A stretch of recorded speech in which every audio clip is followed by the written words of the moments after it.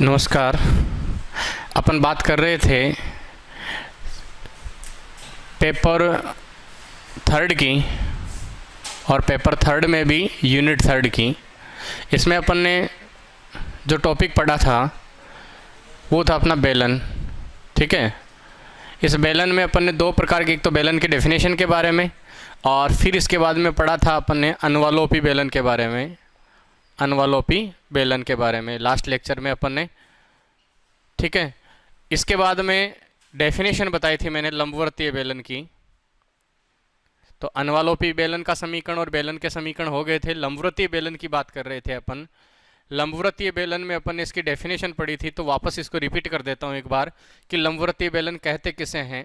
तो लंबवर्तीय बेलन का मतलब है कि अगर कोई सरल रेखा इस प्रकार से गति कर रही है, कोई भी सरल रेखा है वो इस प्रकार से गतिमान है कि वो किसी निश्चित सरल रेखा के सदैव समांतर रहे, समान दूरी पर रहे। एक तो समांतर रहनी चाहिए और समांतर रहने के साथ साथ दूरी भी उनकी क्या होनी चाहिए, समान होनी चाहिए।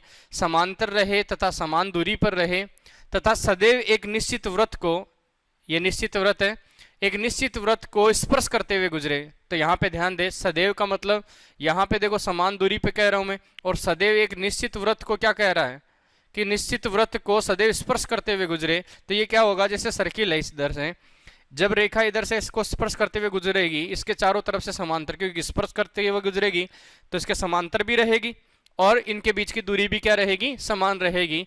तो ऐसी पोजीशन में जो पृष्ठ का निर्माण होता है, जिस पृष्ठ का भी निर्माण होता है, उस पृष्ठ को अपन क्या कहते हैं, लंबवर्तीय बेलन कहते हैं।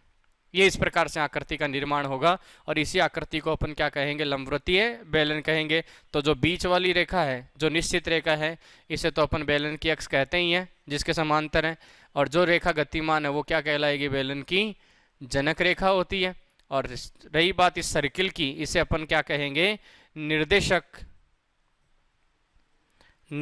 वृत्त कहते हैं। इस सर्किल को अपन क्या कहते हैं, निर्देशक वृत्त कहते हैं। और ये जो दूरी रहती है, जो समान दूरी है, इसे अपन बेलन की क्या कहेंगे, बेलन की त्रिज्या। जो ये समान दूरी रहती है इन दोनों के बीच में, इसे बेलन की क्या कहते हैं, त्रिज्या कहते हैं। ठीक है, तो इस प्रकार से ये लंबवर्तीय बेलन बनाते हैं अपन। ये लंबवर्तीय बेलन की डेफिनेशन हुई। अब अपन बात करें इसके समीकरण की। तो लंबवर्तीय बेलन का जो समीकरण है वो किस प्रकार से अपन ज्ञात करेंगे, जैसे क्वेश्चन दे रखा है स्टैंडर्ड इक्वेशन अपनी स्टैंडर्ड कंडीशन में।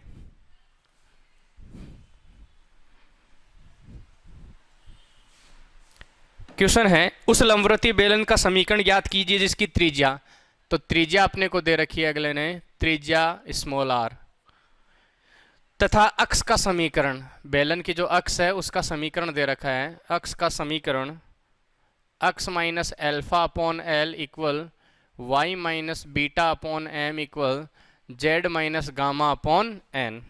ठीक है, अक्ष की समीकरण दे रखा है, अक्ष minus alpha upon L equal Y minus beta upon M equal Z minus gamma upon N, और त्रिज्या दे रखी है इसकी कितनी, स्मॉल आर। अब इसी चीज को लेते हुए अपन एक काम करते हैं, जैसे एक बेलन का डायग्राम बनाया अपन ने,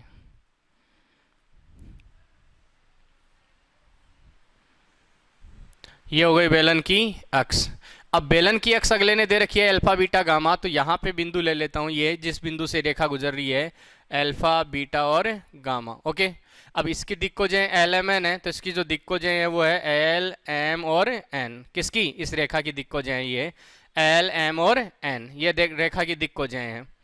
अब यहाँ से इसकी जो दूरी दे रखी है, त्रिज्या, बेलन की त्रिज्या दे रखी है स्मॉल आर। ओके, ये बिंदु जैसे ओ लिया मैंने। अब यहाँ पे जो बिंदु है इस जनक के ऊपर, ये इसको मैं क्या मान लेता हूँ, P।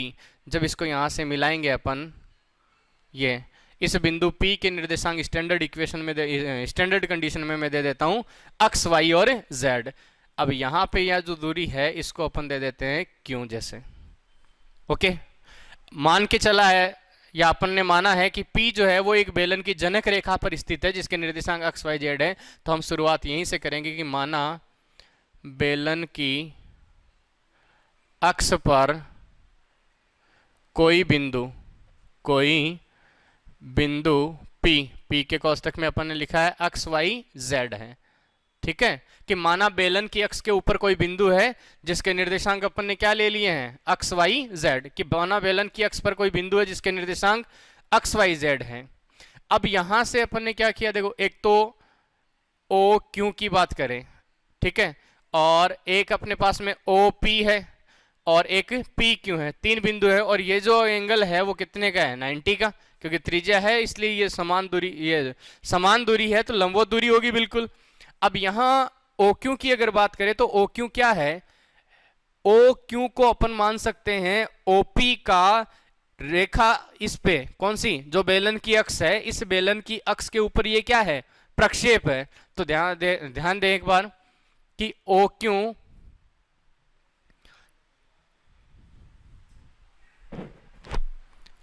क्यू बेलन की अक्ष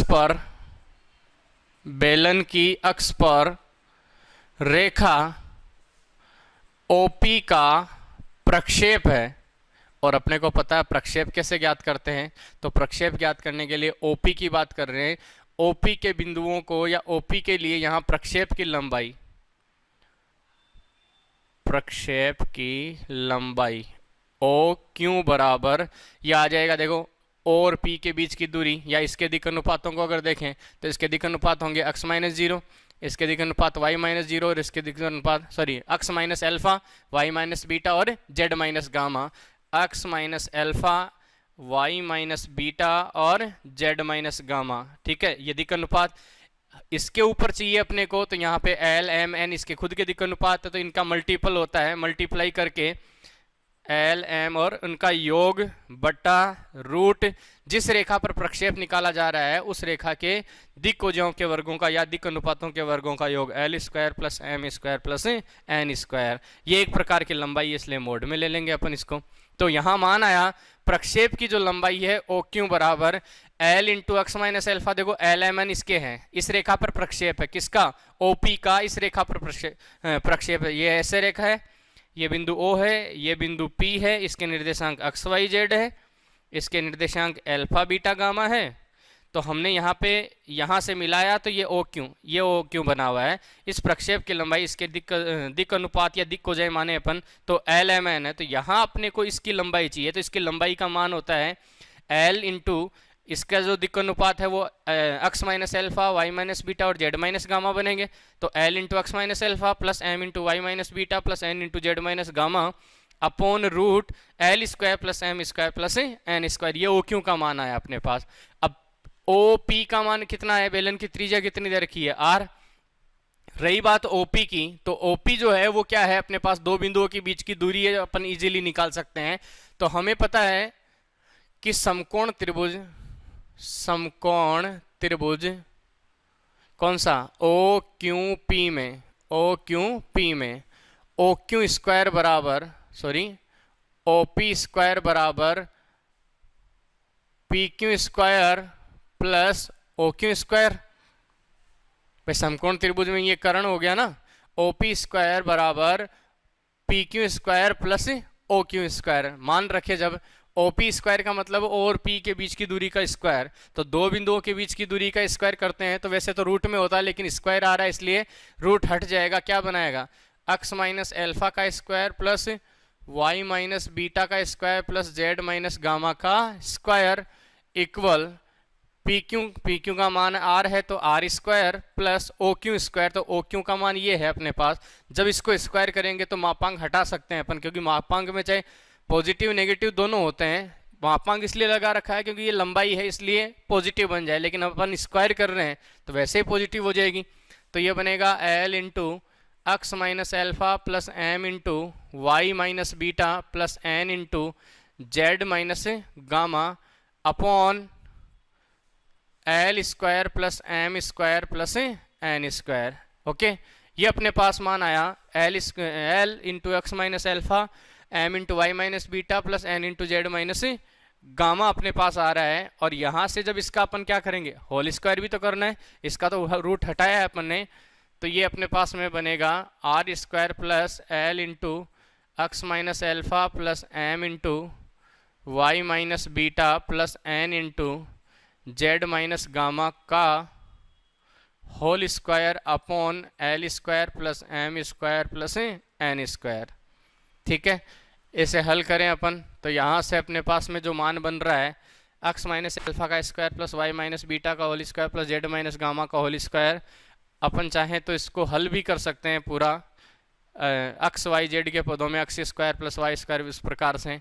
यहाँ भी इसका स्क्वायर खोलेंगे तो बहुत बड़ा मान आएगा, हालांकि l into x minus alpha plus m into y minus beta plus n into z minus gamma का। तो मान क्या बन रहा है, एक्स माइनस एल्फा का square plus y minus beta का whole square plus z minus gamma का होल स्क्वायर इंटू में l square plus M square plus N square. ठीक है, इक्वल आ जाएगा आर स्क्वायर प्लस, इक्वल यहाँ लिख देता हूँ, r square plus l into x minus alpha plus m into y minus beta plus n into z minus gamma का whole square.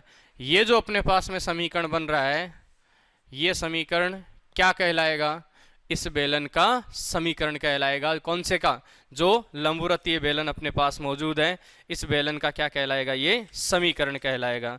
तो यहाँ से अपन इस समीकरण को इतना बना सकते हैं, एक्स माइनस एल्फा का whole square plus y minus beta का whole square plus z minus gamma का whole square into l square plus M square plus N square equal r square plus l into x minus alpha plus m into y minus beta plus n into z minus gamma का whole square. देखो l square m square n square अगर वहाँ पे दिक्कोजें दे रखी हो अपने को, तो दिक्कोजें दे रखी है तो इसका मान 1 हो जाएगा, और दिक्कनुपात दे रखी हो तो ऐसे मल्टीप्लाई में ये रहेंगे साथ में।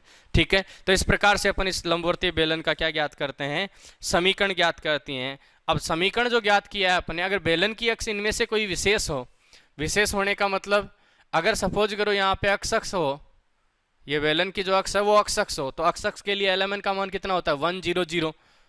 भाई अक्ष के लिए कितना होता है 1 0 0, वाई एक्स के लिए कितना होता है 0 1 0, और जेड एक्स के लिए कितना होता है 0 0 1। अगर यहाँ पे अगर जेड एक्स अपने पास में इसकी अक्ष हो, तो जेड एक्स जब इसकी अक्ष हो तो एल का मान 0, एम का मान 0 और एन का मान क्या हो जाएगा 1। तो आप यहाँ पे देखो एल एम एन का जब मान रखोगे तो 0 0 0 0 0 1 ये हो गया। यहाँ एक्स माइनस एल्फा का whole square plus y minus beta का whole square plus z minus gamma का होल स्क्वायर है। अल्फा बीटा गामा तो यहाँ पे इससे गुजरने वाला पॉइंट है ना, अल्फा बीटा गामा। तो फिर इधर से क्या बचा, आर स्क्वायर है प्लस एल का मान क्या रखा है अपन ने 0, एम का मान क्या रखा है अपन ने 0 और एन का मान अपन ने 1 रखा है। तो केवल जेड माइनस गामा का होल स्क्वायर बचेगा, और यहाँ जेड माइनस गामा का होल स्क्वायर से जेड माइनस गामा का होल स्क्वायर क्या हो जाएगा, कैंसिल। जेड माइनस गामा के होल स्क्वायर से जेड माइनस गामा का होल स्क्वायर क्या हो जाएगा, कैंसिल। तो अपने पास में जो लंबवृत्तीय बेलन बनेगा वो लंबवृत्तीय बेलन बनेगा एक्स माइनस एल्फा का whole square plus y minus beta का होल स्क्वायर बराबर केवल आर स्क्वायर आएगा। भाई यहां से अपन ने क्या किया है, x minus alpha y minus beta z minus gamma जो दे रखा है, इसके अंदर यदि अल्फा बीटा अगर अपन मूल बिंदु पे ले लें, मतलब जैसे अपने जेड एक्स लेते हैं, तो जेड एक्स में अगर ये इस प्रकार से आ जाए अपने पास में एक्स वाई और ये जेड, अगर ये इस तल पे हो तो ऐसी पोजीशन में सर्किल ऐसे बनेगा, और अपने पास जो बेलन बनेगा वो इस प्रकार से आएगा। तो अल्फा बीटा यहाँ पे अगर ये वो पॉइंट हो तो वो अल्फा बीटा यहाँ क्या होगा 0 हो जाएगा। भाई अल्फा बीटा गामा तीनों, तो गामा का मान तो अपने पास में नहीं बचा, अल्फा और बीटा बचा है, तो यहाँ भी 0 0, तो अपने पास समीकरण आएगा x square plus y square बराबर आर स्क्वायर। ये अपने पास में ऐसा समीकरण आएगा जब अक्ष जो है इसकी बेलन की वो क्या हो, जेड अक्ष हो, और त्रिज्या अपन ने कितनी दे रखी है आर। तो ऐसी पोजीशन में अपने पास समीकरण आएगा x square plus y square बराबर आर स्क्वायर। तो मोस्टली अगर देखें तो यहाँ पे ये जो है ना एक्स माइनस एल्फा का whole square plus y minus beta का whole square plus z minus gamma का whole square into l square plus M square plus N square equal r square into, sorry ये r square के multiple में भी है, plus r square into बराबर r square l square plus M square plus N square, LCM लिया था ना, और ये प्लस में है आगे l into x minus alpha plus m into y minus beta plus n into z minus gamma का होल स्क्वायर। ओके, ये अपने पास में जो समीकरण है वो लंबवृत्तीय बेलन का समीकरण होगा। तो यहाँ ध्यान रखें लंबवृत्तीय बेलन का समीकरण कैसे ज्ञात करेंगे। सबसे पहले बेलन के अक्ष के ऊपर अपन एक बिंदु लेंगे एक्स वाई जेड, फिर इसके बाद में बेलन की अक्ष पर बिंदु लेने के बाद में देखो ओ पी यहाँ पे क्यों अपने को ये त्रिज्या का पता होना चाहिए। अगर नहीं भी है तो अपन ज्ञात करेंगे पहले इसका मान। जब ये त्रिज्या अपने पास में आ जाए तो अपने को ओ क्यू का मान निकालना है। ओ क्यू का मान प्रक्षेप की लंबाई, हर बार प्रक्षेप की लंबाई देखेंगे अपन। ये ओपी है, इसके प्रक्षेप की लंबाई, और इस रेखा के अपने को दिक्कोजय या दिक् अनुपात अपने पास होने चाहिए। यहाँ प्रक्षेप की लंबाई आ जाएगी, फिर इस त्रिभुज में पाइथागोरस प्रमेय लगाएंगे। ओ पी स्क्वायर बराबर P Q square plus O Q square, और इसके अकॉर्डिंग अपन इसका क्या बनाएंगे, समीकरण बनाएंगे। ठीक है, तो ये लंबवृत्तीय ये बेलन का समीकरण इस अकॉर्डिंग ज्ञात करेंगे अपन। ठीक है, अब इसके कुछ एग्जाम्पल सोल्व करते हैं अपन। तो हमने अनुवालोपी बेलन के भी सोल्व नहीं किए थे, तो पहले अपन क्वेश्चन लेते हैं, अनुवालोपी बेलन से स्टार्ट करते हैं। जैसे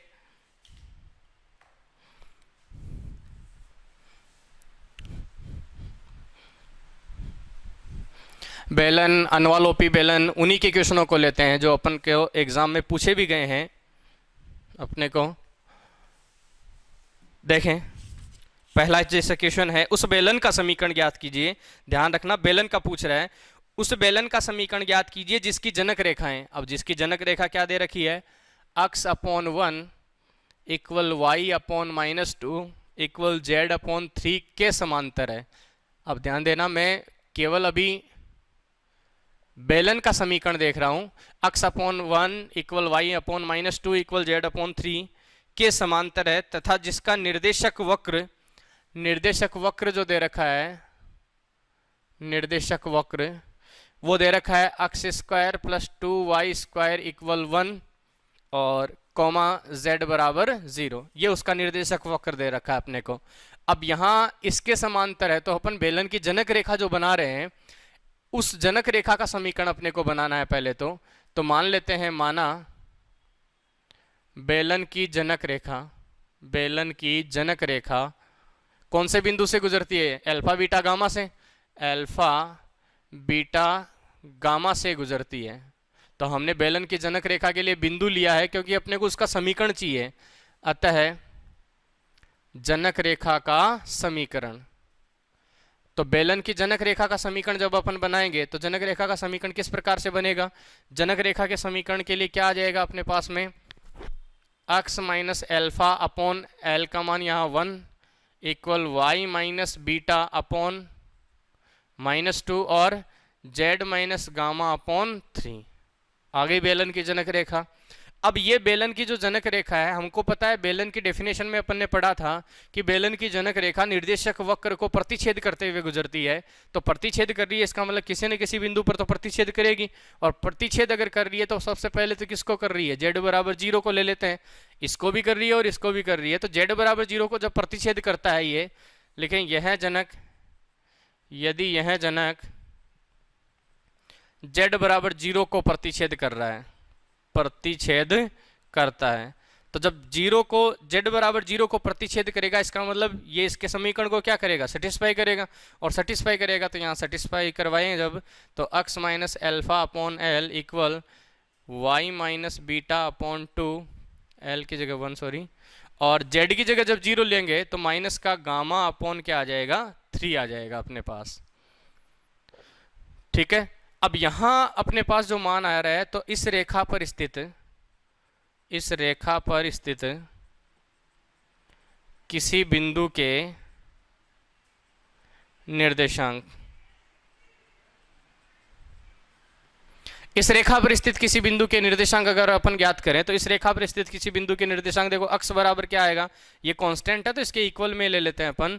क्या बनाएगा x बराबर, तो x बराबर आएगा देखो माइनस गामा बटे 3, और ये अल्फा प्लस का, तो अल्फा माइनस गामा बटे 3।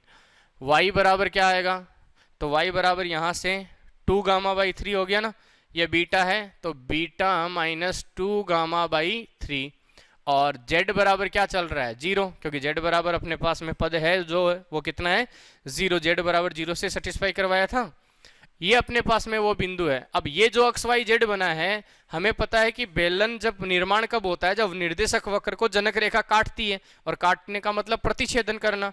हम ये मान लेते हैं कि ये जो बिंदु एक्स वाई जेड अपन ने बनाया है, ये वही प्रतिच्छेदन बिंदु है जहां निर्देशक वक्र और जनक रेखा आपस में प्रतिच्छेद करते हैं। तो मान लेते हैं, माना यह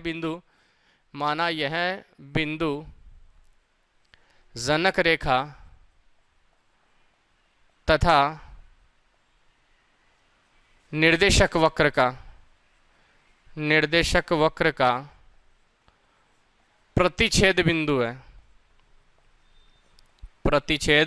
बिंदु है, अतः वक्र के समीकरण को संतुष्ट करेगा। तो अपन ये बात लिख नहीं रहे, केवल वक्र के समीकरण से क्या बनाएगा वक्र के समीकरण से ये। तो वक्र के समीकरण को जब सेटिस्फाई करवाएंगे तो कितना आएगा, देखो अक्स स्क्वायर है ना, तो अक्स की जगह आएगा अल्फा माइनस गामा बाई 3 का whole square plus 2 into y का स्क्वायर, तो वाई का आएगा बीटा माइनस 2 गामा बाई 3 का होल स्क्वायर और इक्वल में कितना आ रहा है 1।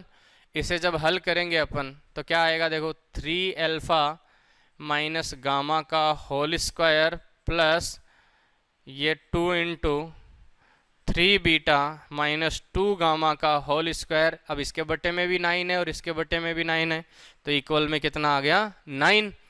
इसके होल स्क्वायर का विस्तार करें। अब होल स्क्वायर से विस्तार से पहले इसका समीकरण रूप बनाए अपन। तो समीकरण रूप के लिए अपन ने जो बिंदु माना था अल्फा बीटा गामा, अगर इसको स्टैंडर्ड कंडीशन में एक्स वाई जेड नाम दें तो अपने पास मान आएगा 3x माइनस गामा को z, 3x माइनस जेड का whole square plus 2 into 3y minus 2z का होल स्क्वायर इक्वल 9। ठीक है, ये अपने पास 3y माइनस 2z, इसे होल स्क्वायर को जब विस्तार करें अपन तो ये आएगा 9x स्क्वायर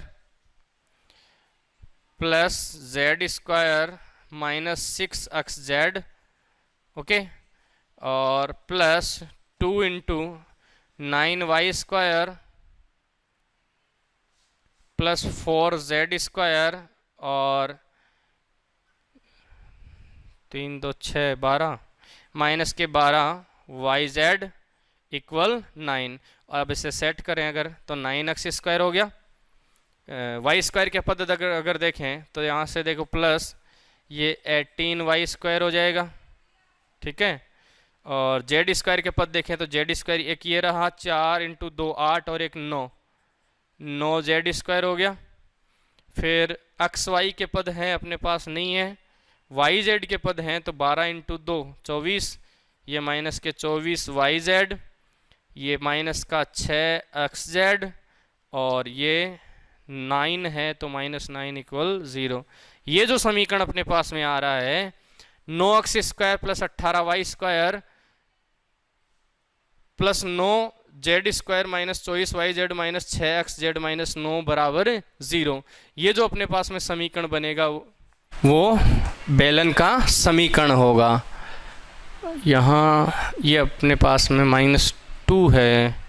अच्छा, अपन ने यहाँ थोड़ा सा मिस्टेक कर दिया, ये -2 नहीं लिया।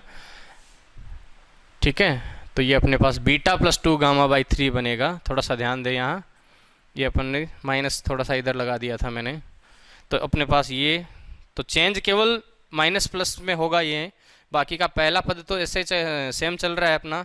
सेकंड पद में थोड़ा सा अपने पास में चेंज प्लस करेंगे अपन, तो ये अपने पास मान आएगा 2, ये 9y स्क्वायर, ये 4z स्क्वायर, ये प्लस का हो जाएगा। ठीक है, तो ये भी प्लस का होगा yz, बस इसमें चेंज और कुछ नहीं होगा।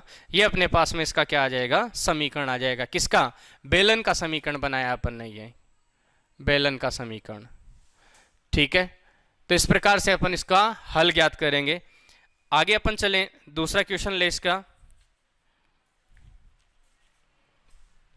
ये तो हो गया बेलन का समीकरण। अब एक प्रश्न अपन अनवालोपी बेलन का लेते हैं। अनवालोपी बेलन का समीकरण ज्ञात करें।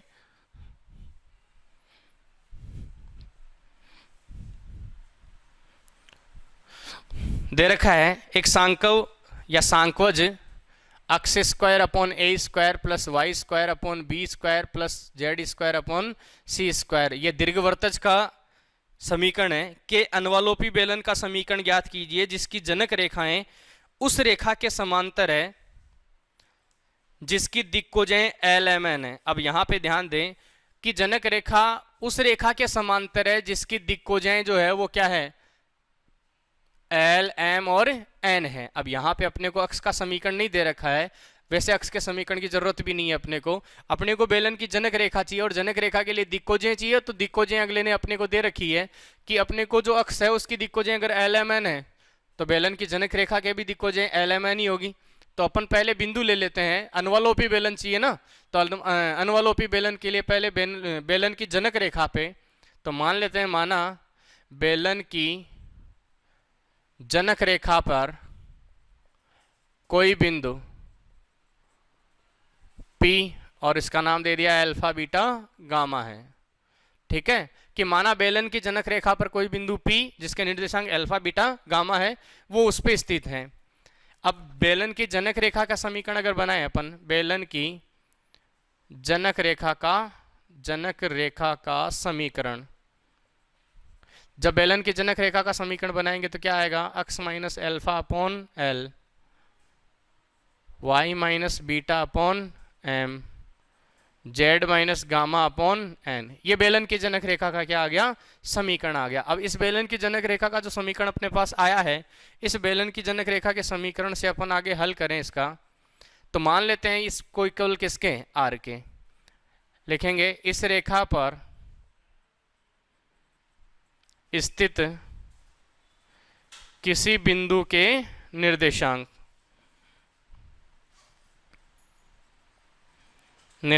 इस रेखा पर स्थित किसी बिंदु के निर्देशांक, तो यहां से अक्स इक्वल बनाएगा अपने पास में l r plus alpha, y equal बनाएगा एम आर प्लस बीटा, और जेड इक्वल बनाएगा एन आर प्लस गामा।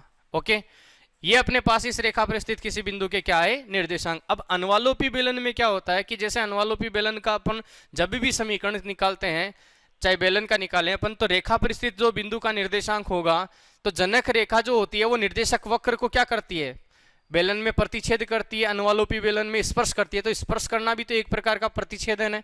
तो अपन इस बिंदु को जब लेके, इस बिंदु को लें अपन कि जनक रेखा पर ये बिंदु है, तो हम क्यों न इस बिंदु को इस जनक रेखा का, और ये जो अपने पास में दीर्घवृत्तज दे रखा है, ये जो वक्र दे रखा है, इसका प्रतिच्छेदन बिंदु लें, क्योंकि इसको ही तो ये स्पर्श करके निकलेगा।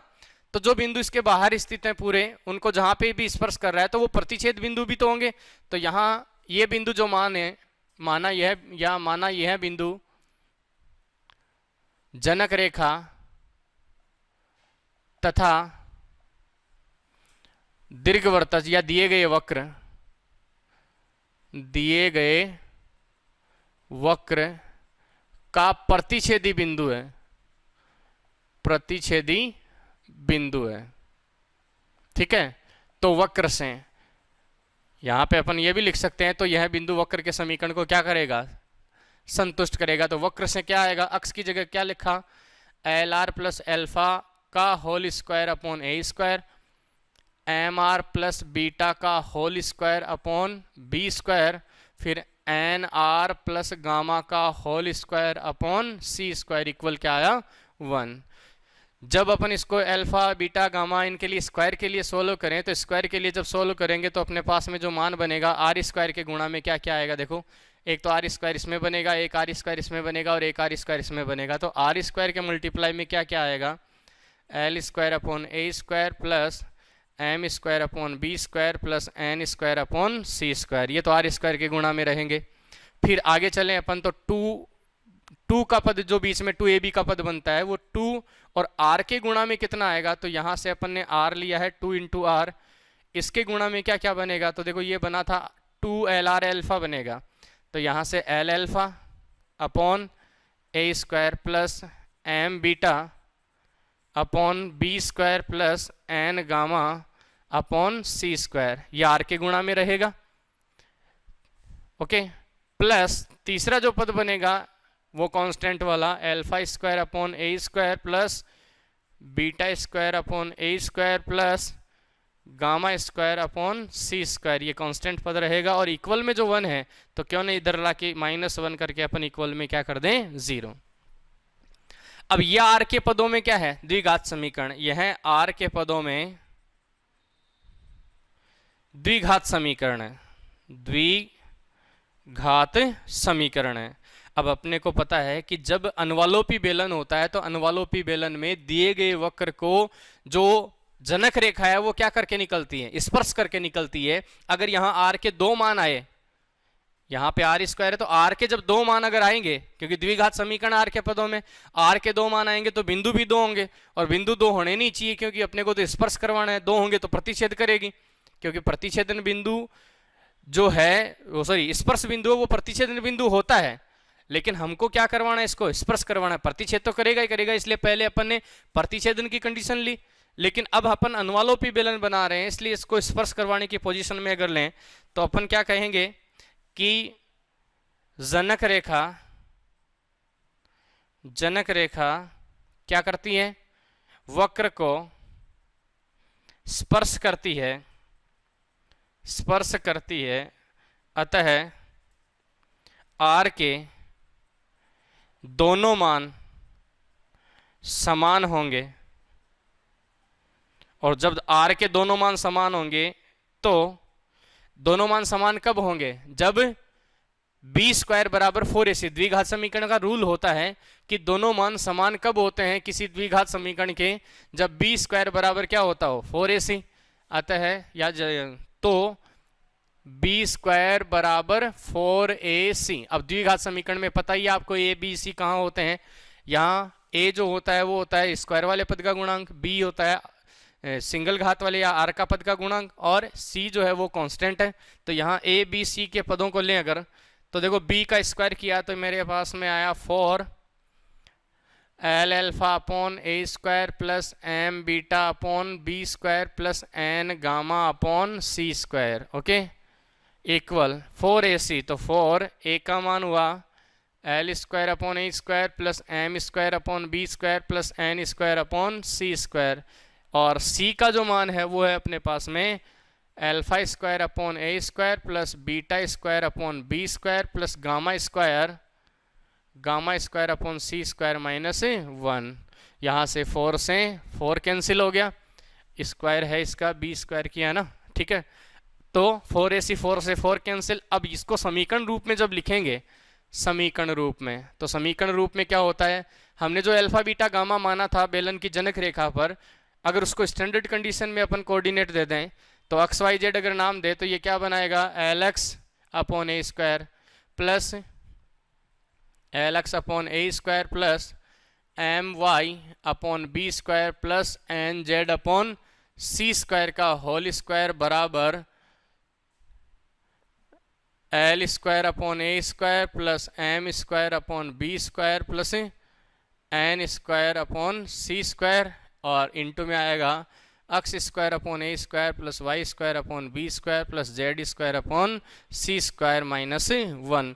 ये जो अपने पास में समीकरण आ रहा है ये उस अनुवालोपी बेलन का समीकरण आ जाएगा, ठीक है। तो इस प्रकार से अपन अनुवालोपी बेलन का समीकरण ज्ञात करेंगे। देखो बेलन के समीकरण में केवल बिंदु को सीधा सेटिस्फाई करवाया था अपन ने, और सेटिस्फाई करवाते हुए अपन ने मान बना लिया था। अनुवालोपी बेलन में ये कंडीशन लगानी है, लास्ट में जो द्विघात समीकरण बनती है आर के पदों में, उस आर के पदों में द्विघात समीकरण लगाते हुए या द्विघात समीकरण बनने के बाद में पोजीशन लगाएंगे अपन बी स्क्वायर बराबर 4ac की, तो वहाँ से अपने पास में अनुवालोपी बेलन का समीकरण आ जाएगा, ठीक है यहाँ तक। अब अपन बात करते हैं इसके लंबवृत्तीय बेलन के क्वेश्चन की। तो लंबवृत्तीय बेलन का क्वेश्चन लेते हैं अपन।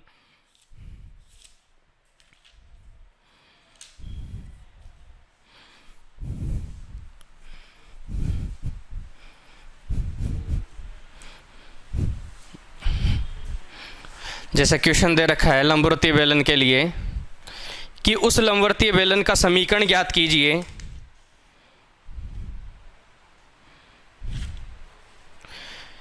जिसका निर्देशक वृत्त, हमको लंबवृत्तीय बेलन का समीकरण चाहिए जिसका निर्देशक वृत्त है x square plus y square plus z square बराबर 9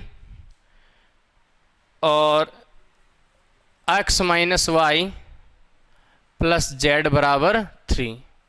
देखो निर्देशक वृत्त है ये, आपने गोले के समीकरणों में पढ़ा भी है, ये वृत्त का समीकरण है।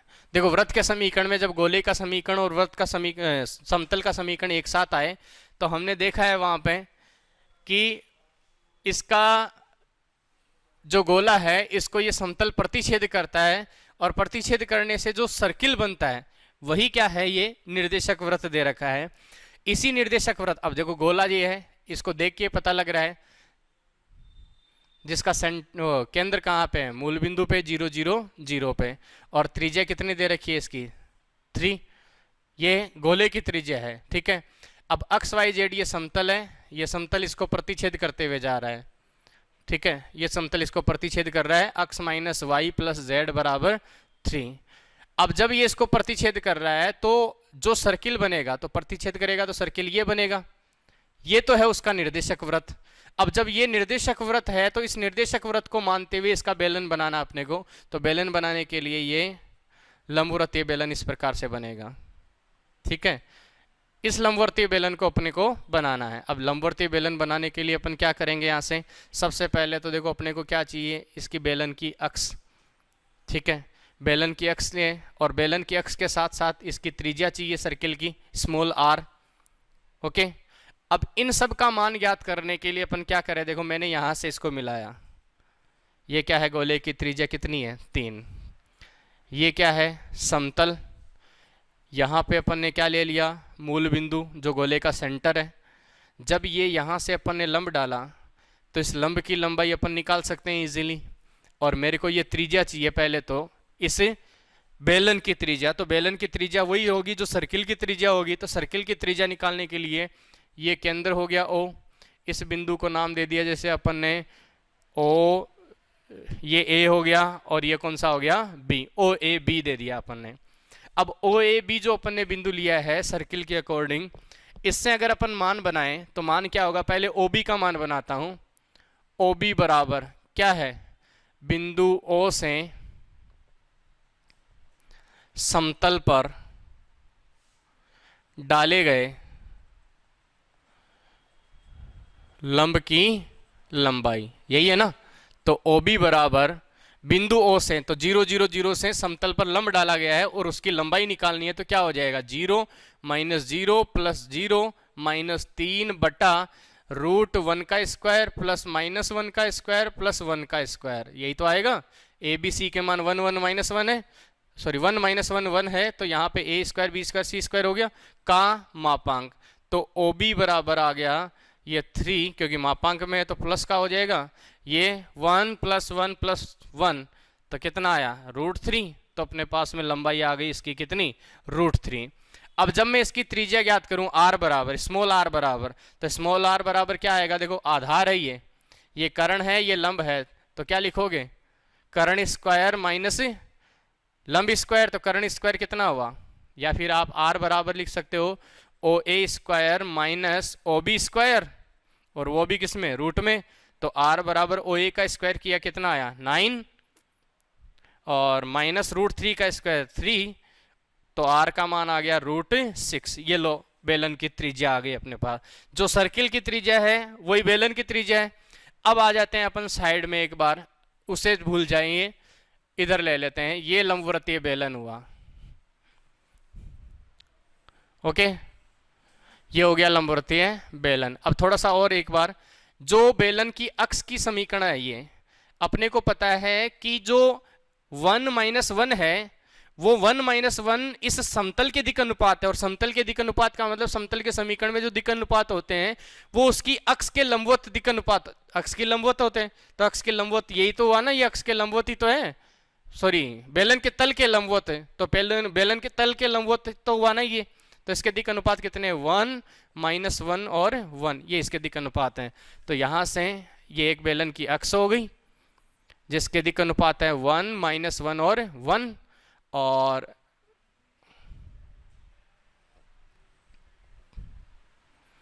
इसके ऊपर बिंदु ले लिया अपन ने, ये 0 0 0, ये बिंदु हो गया 0 0 0।